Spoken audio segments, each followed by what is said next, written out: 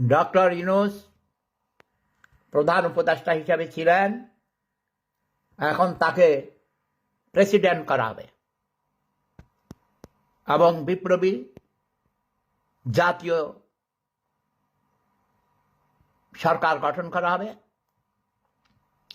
বিপ্লবী হয়তো নাম দিবে না, জাতীয় সরকার, এবং সেই জাতীয় সরকার নির্বাচন অনুষ্ঠান করবেন আস্তে ধীরে। আগে সংস্কার হবে,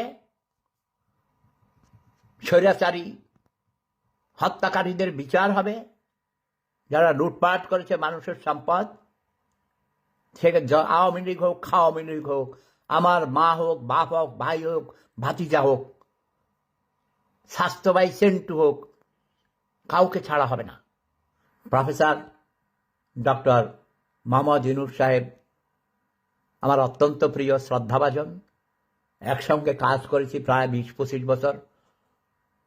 দেশ স্বাধীন হওয়ার পর এই ভদ্রলোককে অসম্মান করে যারা ভাগাইতে চায়, তারা জাতির শত্রু, দেশের শত্রু। আমি অনুরোধ করব তাকে বাংলাদেশের প্রেসিডেন্ট করা হোক এবং একটা জাতীয় সরকার গঠন করা হোক।